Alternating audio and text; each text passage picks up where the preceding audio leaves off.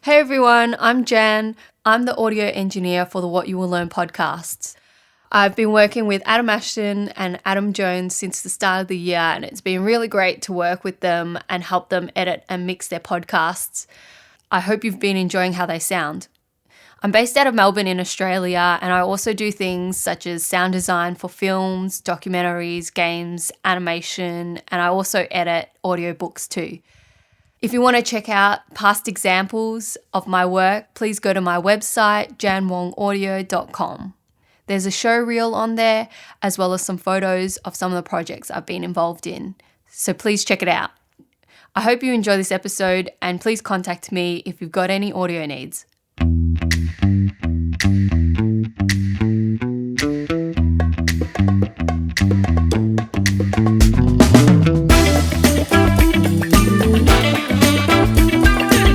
Welcome back to What You Will Learn. My name is Adam Ashton. And my name is Adam Jones. Today we're taking you through the best bits of the last 200 episodes. This is our 200th episode. That's it. We've it's 200th book episode. 200th book. Or, in all honesty, it's probably somewhere between 194 and 203 books. We sort of lost count, but we're pretty close to 200 books that we've done, read and reviewed and summarised on the podcast. Well, I thought it was a 200th episode. No, we're doing about 280. Jeez. Yeah. Well, no one's counting. We're just doing an episode. That's right. Exactly. So what we did after our 100th book was we did our top 10 lessons. And I actually listened back to that today on the way over here, and it actually holds up. The lessons are pretty legit. So some of the lessons like you're going to die someday, the importance of curiosity, listen before you talk, you're either remarkable or you're invisible, and long-term satisfaction far outweighs instant gratification. I think they all hold up pretty well. Yeah, they're pretty perennial items that a lot of books, a lot of that first 100 in particular, touch on in one way or another.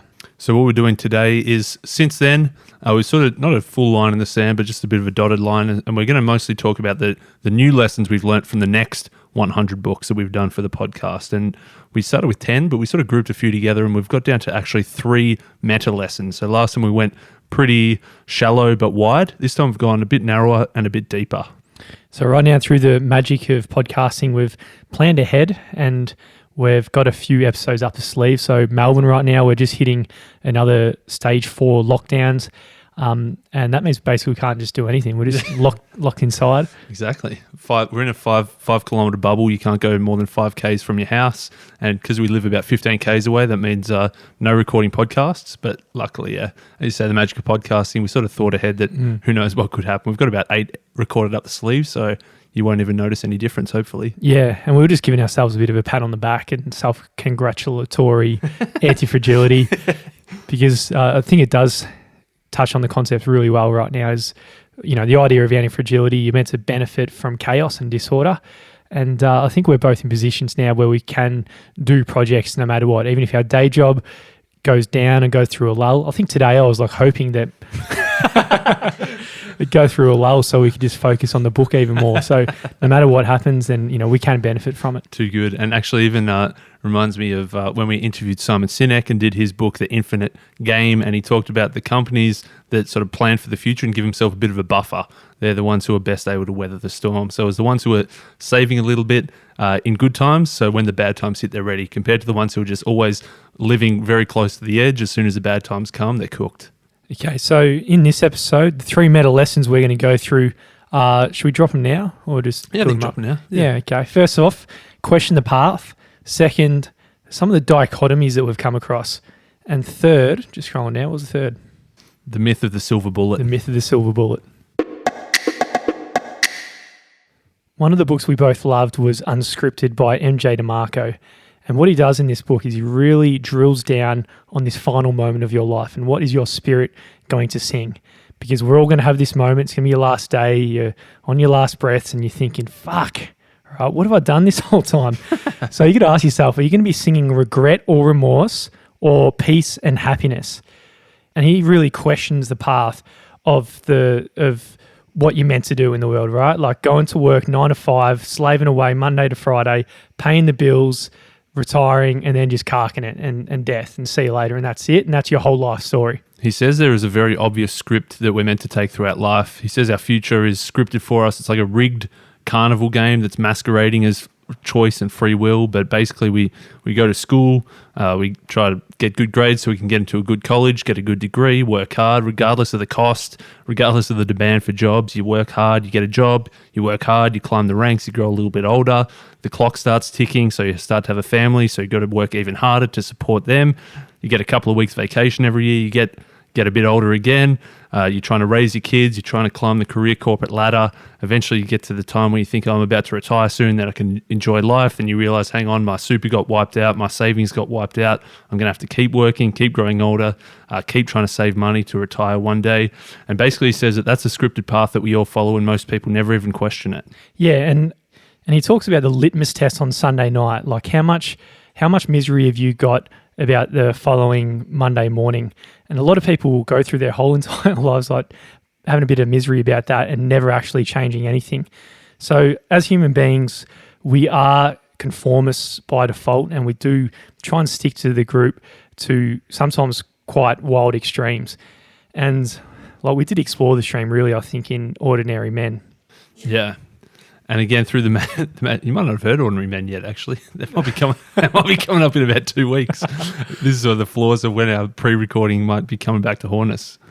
But in the book, it's about how during the Second World War, when the German army, they were very low on resources.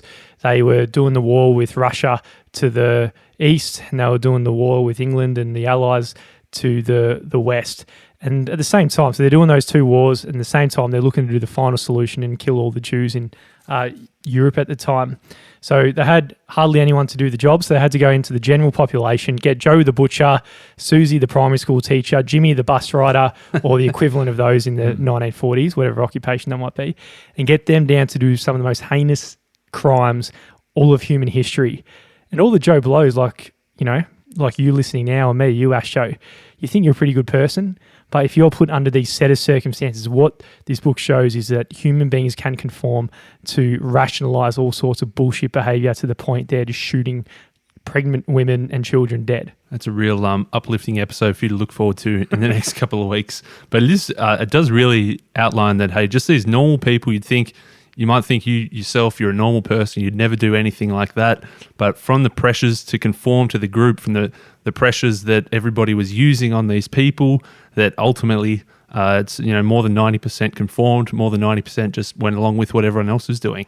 So it shows that could be you. You could be one of those people if you don't question the path. So we're inevitably looking for status and recognition.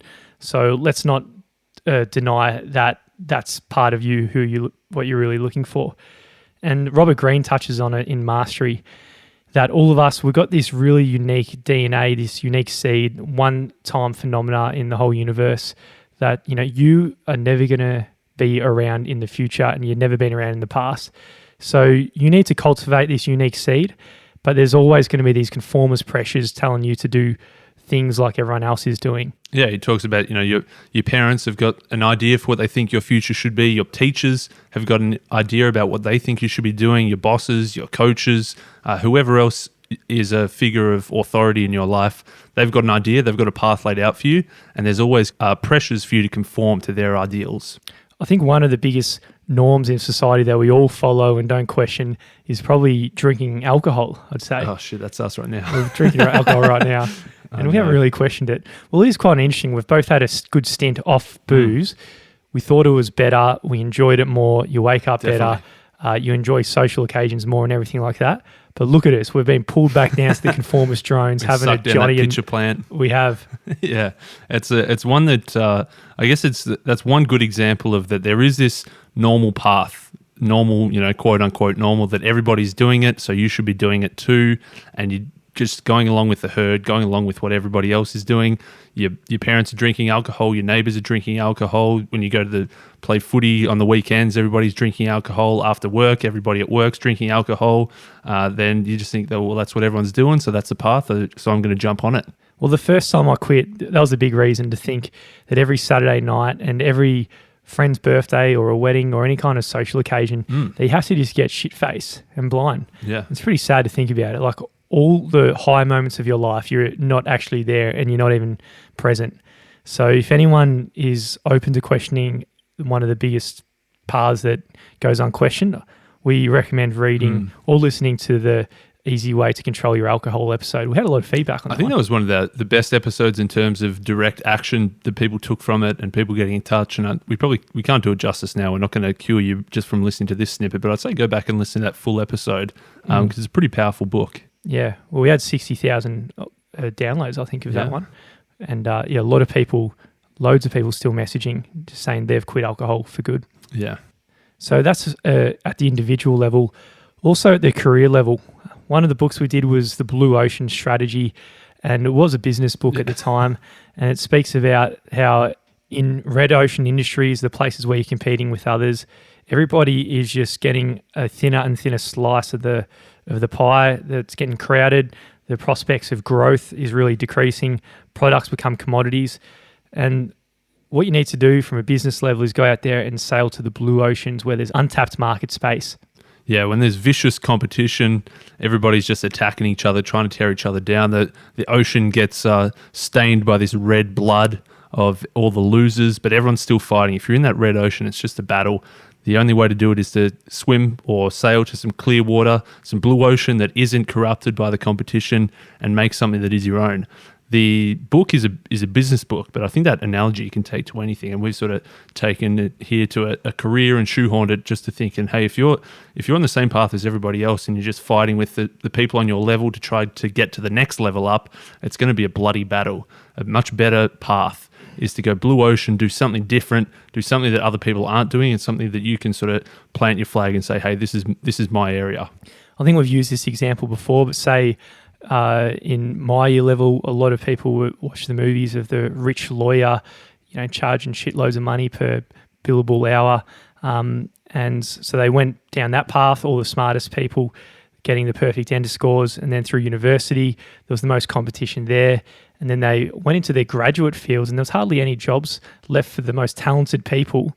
And all of a sudden, because even though they got 99 perfect ENDA scores, they were still working at cafes as baristas and whatnot, just because they chose a red ocean rather than a blue ocean. And I think you can apply it to a lot of careers. I think structural engineering, my industry right now, it's a very competitive field, ripe for any kind of disruption as well. So the capper there is that scarcity creates value, or the fishing is best where the fewest go. Rather than jumping in that red ocean, there's not going to be many fish left swimming around. It's better to go to the blue ocean and catch a nice big snapper. I think it takes... Is snappers big? I don't know. I'm not a fisherman. Snappers can get very big. Yeah. They go the full range from a tiny little sperm size or egg. I suppose everything starts at that size. They do, and they get pretty big. But I think it takes a lot of courage it's easier said than done to question and choose a new path and be contrarian when the whole group is going one way. I think by default as a human being, you want to follow in, you want to fit in and all that. But you got to think about it. If scarcity creates value and you're following anyone, there's no scarcity whatsoever in what you're doing. So by default, being different has high value, and it's really the only way to let your unique seed flourish into something that's going to give something nice to the world. To round out this section, we've talked about the final solution of the ordinary men going to kill pregnant Jewish women. We've talked about the bloody ocean of the red ocean of competition. Let's just finish it off with a nice little Dr. Seuss, something very different to both of those things, where he talked about when we did the book, Oh, the Places You Go, which is a very short 6-minute read of a kid's book that we pulled some pretty profound life lessons out of. I think one is just saying, be proactive, take responsibility. You have brains in your head, you have feet in your shoes. You can steer yourself in any direction that you choose. You're on your own and you know what you know, and you are the one who'll decide where to go.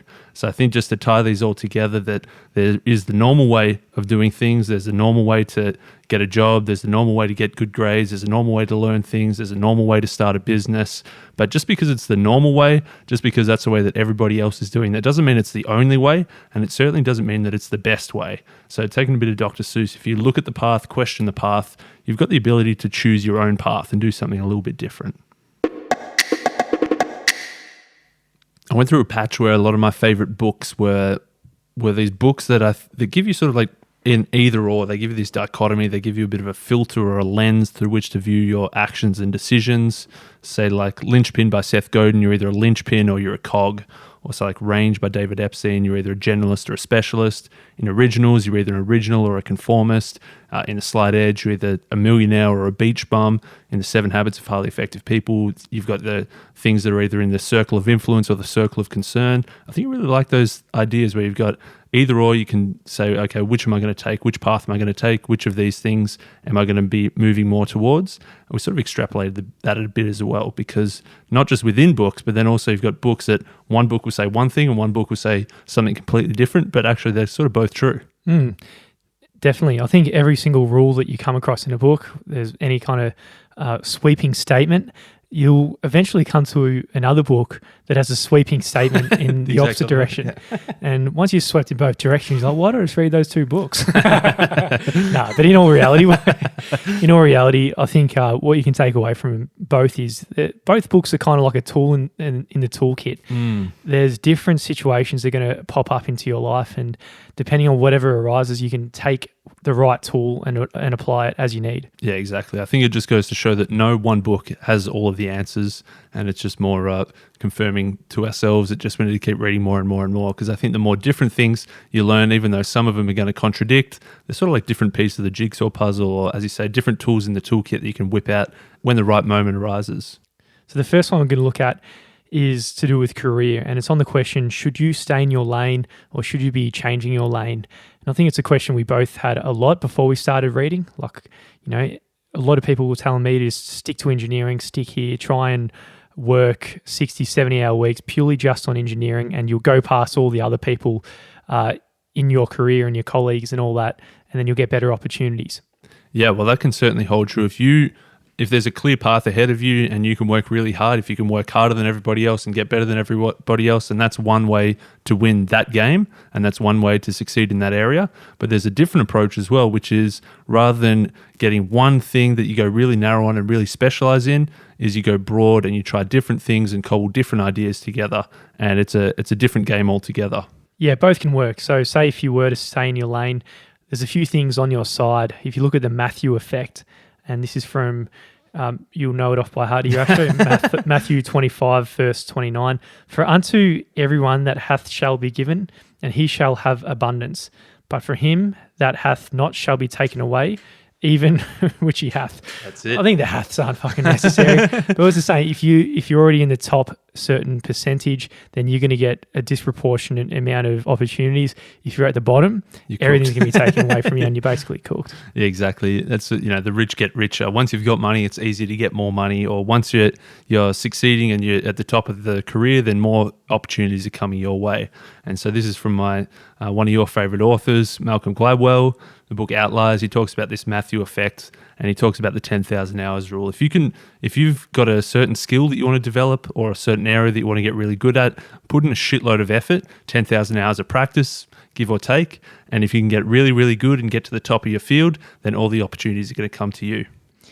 Yeah, all you got to do is get to 10,000 hours before your colleagues do, and then you're going to get a disproportionate amount of opportunities.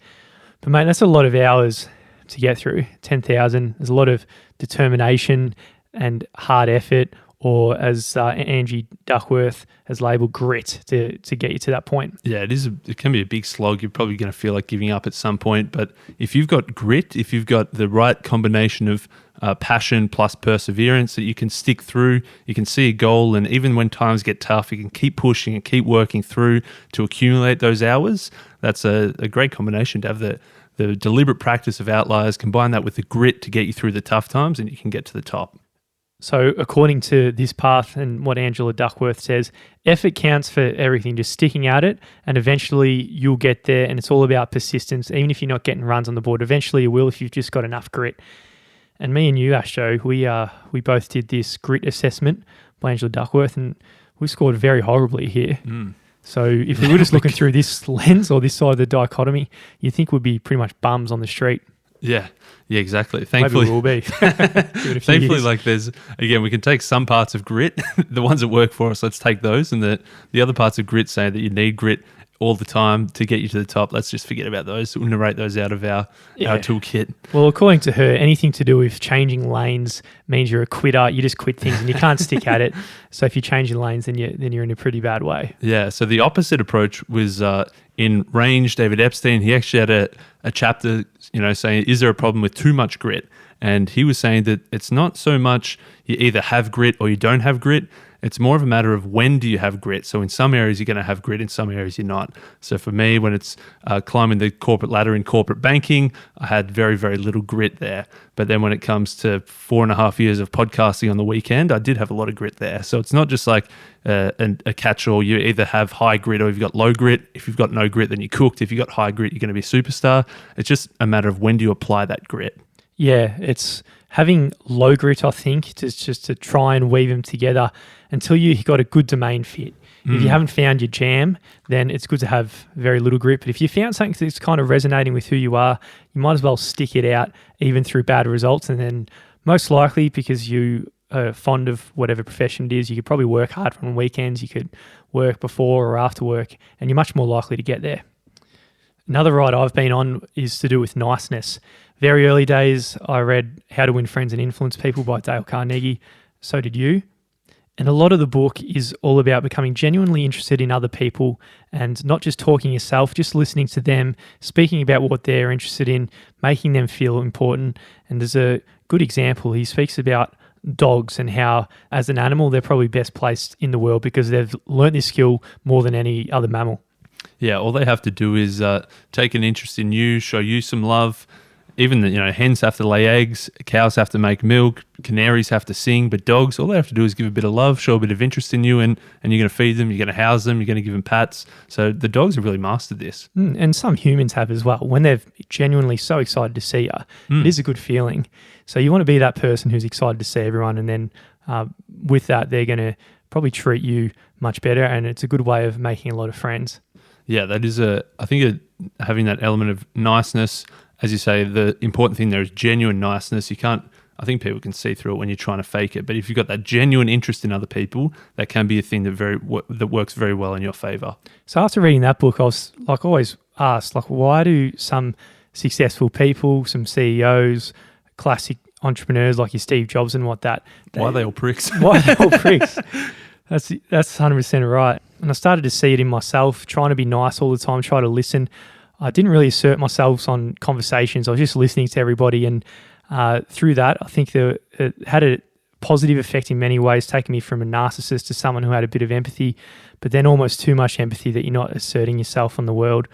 And in Laws of Human Nature, Robert Greene does speak about the shadow, having that element of you that is assertive, and you've integrated this dark part of you that isn't always nice. And because of that, that's another tool to put in the toolkit.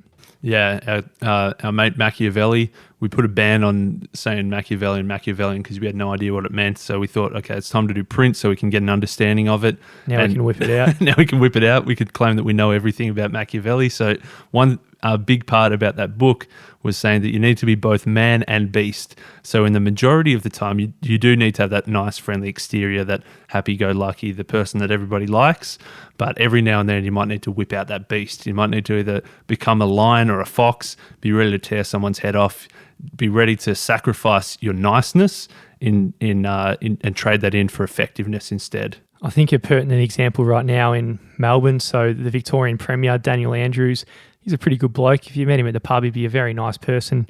But right now, niceness isn't what's going to get him to do the job done and get rid of coronavirus in our state. He does need a bit of beast and a bit of fox, and that's really what he's done.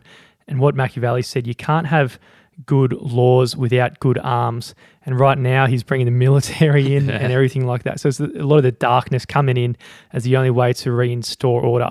Yeah, and I think that's part of it. Like the good laws, that's the friendly part about talking. Hey, we need to do this. Everyone needs to work together. Everybody needs to look out for each other. Saying what we should and shouldn't do. If you don't believe that there's going to be any actual anything bad that comes of not complying to that, people start to push the boundaries. You got people who are firstly, they said, people are getting tested, and before they find out the results, are going out and about. Then it developed that actually people were getting tested, they were getting told they're positive, and then still going out and about. 25%, man. Yeah, it's cooked. Yeah, it's cooked. At 25% of people that were told that they're positive were going out and about in the public. So now it's time to whip out the arms, time to whip out the line. We're about to enter our 6 weeks of hardcore lockdown. So we talked about questioning the path. We talked about that very obvious path that is the most well-trodden path that everybody goes down. Good school, work hard, good grades, get a good job, get promoted, and at the end retire. That's the very obvious path.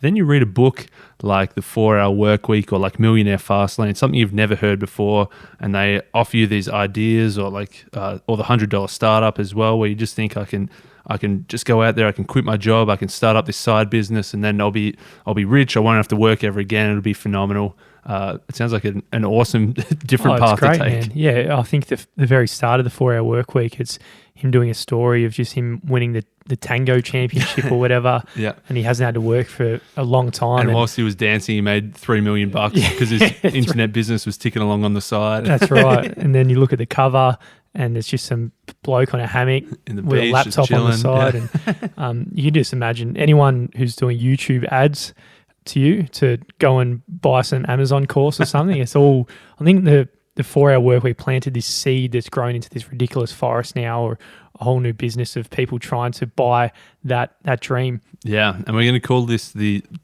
silver bullet, the thing that, you just do this one thing, you quit your job, you start your business, and overnight you get rich. There's this silver bullet where you just do one little shot, you fire it off, and you've got instant success.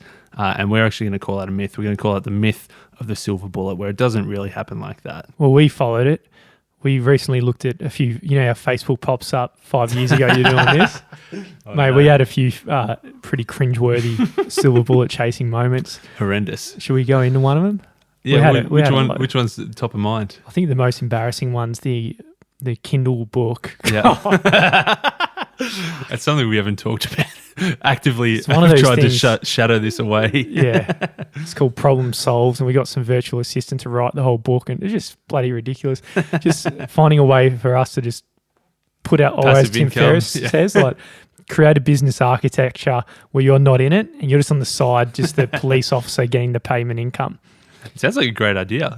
Well, the biggest thing with the silver bullet, the way it's sold is all you need to do is have enough courage. It's all about having the courage to make the step. We both went to Tony Robbins, walked on fire, did all that. And all it does is one full day, it just boils down to this one moment where you just make the courage to make one decision. You quit your job. I just did a few, I forget what I did. I did a couple of things.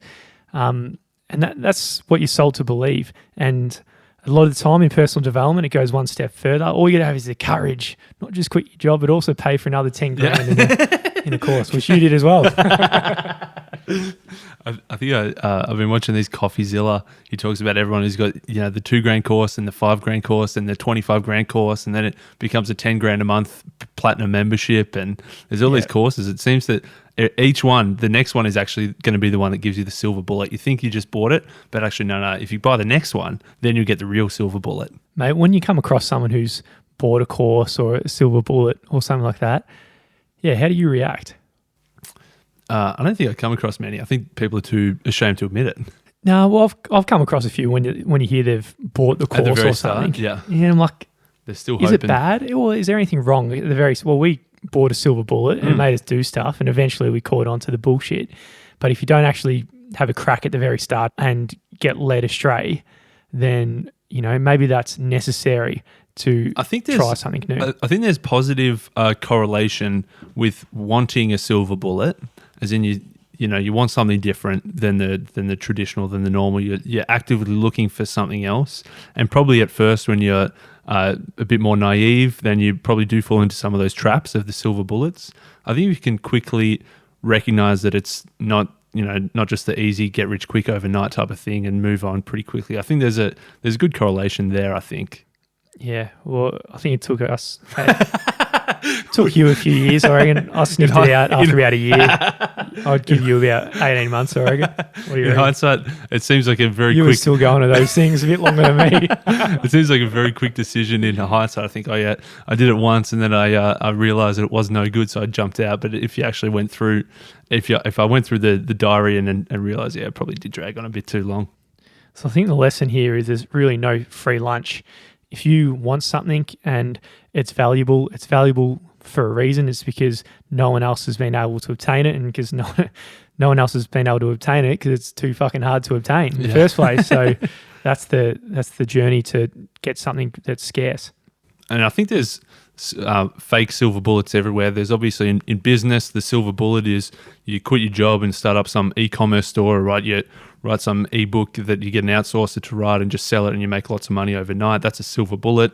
I think in health, if you go to you're eating burgers and ice creams, and you think I'm gonna fix my health here. I'm gonna go to a 5-day clean retreat where you're just eating veggies and soups and stuff, and you think that then you're cured. That's the silver bullet that's going to get you healthy. Or if you think in your relationships, everything should be easy, everything should be effortless. You think the silver bullet there is you just find the perfect person, and you never have to work through a relationship again. I think they're all silver bullets in different areas of life. Absolutely. There's a few things at play here to really look past the silver bullet. I think survivorship bias is something really important to understand to really get or see where a silver bullet is. And what the bias is that you can only see the survivors. Let's say there's 1,000 people out there. They go to start an e-commerce business, and I don't know, one person actually makes $1 million in a year or something. That's probably realistic about what actually happens. Those 999 people, they're probably, well, they're nowhere really. They're working in a cafe. They're very much forgotten about. They're forgotten about, but everybody can see that one person. And because of that one person, you might be tricked into believing that's a successful industry, when in reality, what you should be doing is taking the average of everybody, or even more realistic, probably the median, which is pretty much no one, to get a realistic answer. Yeah, exactly. And tying sort of back to the people who are selling the different levels of courses and stuff, that they've got their testimonials. They've got that one superstar who rose from the ranks and just smashed it out of the park and made so much money. I guess there's probably a bit of question. You got to question, well, how accurate is that testimonial, and how much is it them fluffing up the numbers? But then more importantly, for that one person and for that one superstar, how many others tried this and absolutely just flopped? And how much was it luck versus how much was it this is the silver bullet that's going to work for you? And going forward, as business, as technology just disrupts a lot of industries, and everything is becoming more and more scalable because of everything online, it is disproportionately going to say that 1 out of 1,000, as opposed to in the past. It might have had 200 or 300 people who were successful in an industry, but right now on Google search, for example, you can only see the top 5, and you're probably going to click on the first one anyway. Same with YouTube. And it kind of just ties into what we were saying earlier about the Matthew effect, that those who are winning, and as the whole world is connected now, if you're the best in your community or your local town, it doesn't really matter anymore. You have to kind of be the best in the world in those scalable industries. Yeah, exactly. That's something Nassim talks about. Nassim Taleb talks a lot about in Black Swan, about that, 200 years ago, if there's a superstar opera singer in Florence, she can sing one night in Florence, but then if the mayor of Rome wants to have her sing as well that same night, she can't be in 2 places at the same time, so they need to find somebody else who's in Rome who can sing as well. Whereas now we're saying that, okay, we've got access, we've got digital music, we've got online streaming. You don't need an opera singer in every single city anymore. You actually just need the one best opera singer ever that you can watch. And in fact, if it comes to opera, I don't know how many people are watching that anyway. I was bringing a podcast, bringing something we know, like podcasting. What do you reckon the equivalent of that was in Rome?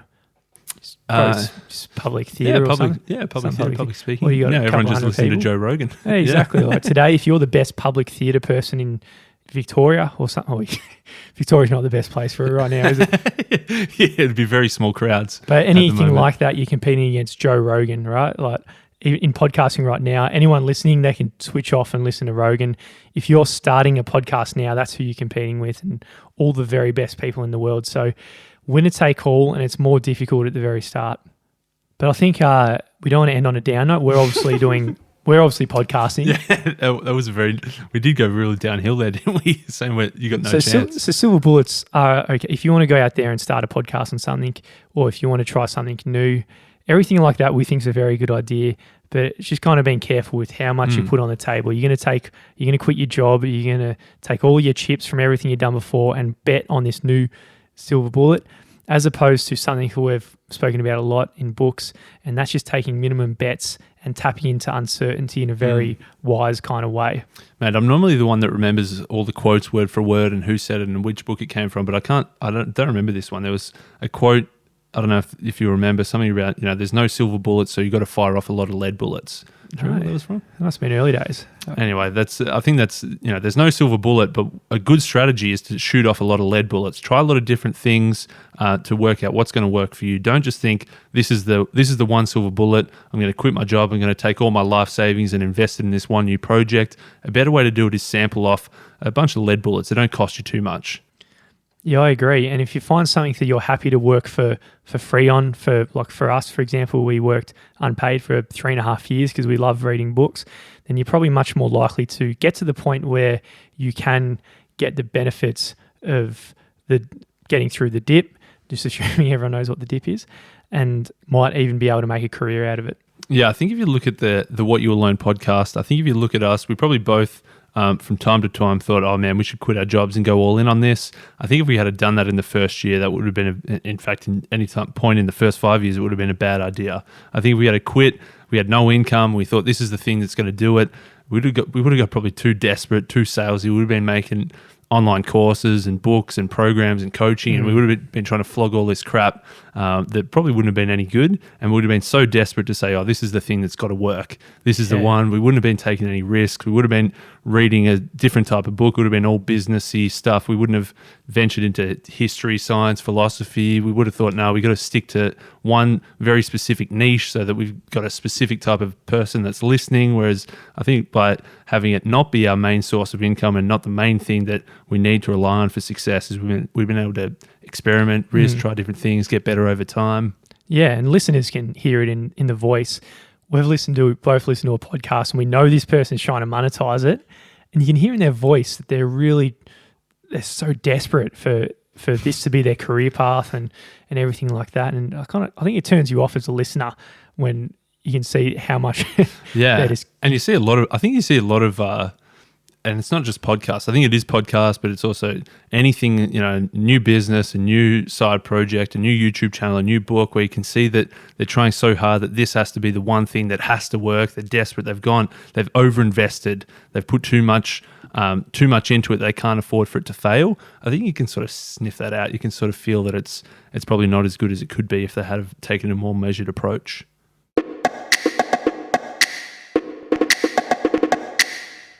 So that's 200 books in. I think this quote just popped into my mind, and I'm probably going to cook the quote. But as the island of your knowledge grows, the shore of your ignorance increases. Yeah. We'll go with that. I don't think that's exactly right. That's close enough. But I think it's quite applicable to this. I think after I read 30 books, I just wouldn't even imagine what I'd be after 200 books, like how smart I just know absolutely everything. But yeah, I am at that point now where there's just so many different areas I'm just aware that I don't know. There's been a few times where I have been full cup rather than empty cup. I think that's always something good to reflect on. I've been around people who haven't read these XYZ books, and you're just like, fuck, you just want to grab it and just smack them over the head with a book. Have you ever had that feeling? Oh, definitely, man. You just want to, the exact book, but they won't listen to you, and they won't take the book recommendation. No. And it's hard to be an empty cup there. You just want to slap them across the head. No joke. Most certainly. I think, I suppose the upside of reading so many books is, I guess, the perceived feeling of intelligence, or at least the feeling of, hey, we're trying to learn more. By us reading so regularly, we've become the type of people that want to learn more and more things. But I guess the downside of that is thinking, well, how many have we already read? How much more do we know than everybody else? that's probably the downside where it works against you. Still a lot more to learn. Oh, most certainly. Yeah, most certainly. The topics for me, started quite low. Well, 3 to 5 topics, but now it's branched out a fair bit. And those branches have got sub-branches now, and it's just never ending. And it's kind of like you always try and pull me up, because everyone listening to the podcast, sometimes I just sub-branch out too niche on a quite a random topic. Yeah. Which I've got to pull that branch back in every now and then. I think if people are on the email list and they see the ratings and they see our commentary on each book, they probably work out which one's an Adam Jones book that's branched out. But I think it certainly is important to branch out. I think you can hit a bit of a limit if you're just reading one type of book over and over and over. There's a bit of fatigue there. There's definitely diminishing returns there for sure. So where to from here, mate? We've got 6 weeks lockdown. Thankfully, we've got 8 episodes pre-recorded in the can. So hopefully there's the timelines work up and you actually don't even notice that anything went wrong. But yeah, that's... world could blow up, mate. 2020. I suppose everyone's thinking, hang on, Melbourne's locked down. How are you guys still doing episodes? It's not necessarily that we're recording every single week. We've sort of planned ahead a bit. Yeah. I don't think we should have been in the last 6 weeks, but we snuck a few in. That's all right. We had to get the buffer up. Tonight, we'll just have a few more Johnny Reds as the last night before lockdown, and in tradition, get one of Big those burgers. What do I call it? The knockout burger. The knockout burger. I remember, I forget which best of. I think it was maybe best of season 2, maybe. Oh, I think I know where you're going here. It was like double beef, double bacon. Maybe it was triple beef, disgusting. triple bacon, triple chicken, triple cheese. Like it was a large burger. The whole point of it was just to knock you out. Actually, I think it was beef, chicken, bacon, cheese, beef, chicken, bacon, cheese, and it's fucked up. I think we're due for a few health books in the next 200. Yeah, we got to do a few more health books. That was some of our 3 meta lessons from the second batch of 100 books. So we did our 10 lessons from our first 100 books. We've done our 3 meta lessons from our second 100 books. We'd love to hear if you've got any specific lessons that you've taken away, whether that's a specific book that's really stood out, or a specific group or topics of books that have really stood out, or some way that you've weaved together 10 different books into forming this ultimate lesson. We'd love to hear from you. Shoot us an email, podcast@whatyoullearn.com. We'd love to hear from you.